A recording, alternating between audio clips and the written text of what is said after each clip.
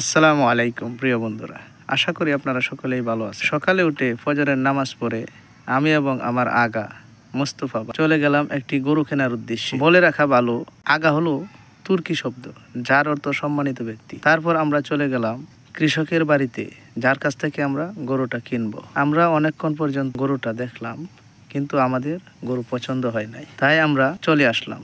গরু আর কেনা হলো না। আমরা চলে গেলাম আমাদের ঐতিহ্যবাহী বউবাজারের উদ্দেশ্যে। বউবাজার গেলাম, তারপর দেখলাম চিতই পিঠা বিক্রি করছে। আমরা দুজনে মিলে চিতই পিঠা খেলাম। পিঠা খাওয়ার পর আমরা চলে আসলাম হাঁস মুরগির বাজারে। একটা চীনা হাঁস দেখলাম, জিজ্ঞেস করলাম কত টাকা।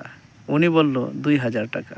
আমরা দামাদামি করলাম, 1000 টাকা পর্যন্ত বললাম, কিন্তু উনি আমাদেরকে চীনা হাঁসটা দেয় নাই। তাই আমরা চলে গেলাম সবজি বাজার দিয়ে মাছ বাজার। বাড়িতে খেয়ে নিয়ত করে গিয়েছিলাম বাজার থেকে টাকি মাছ কিনবো। গতকালও বাজারে গিয়ে টাকি মাছ পাইনি, কিন্তু আজ ভাগ্যক্রমে পেয়ে গেলাম। কিন্তু দুর্ভাগ্যবশত মাছের সাইজ ছিল অনেক ছোট।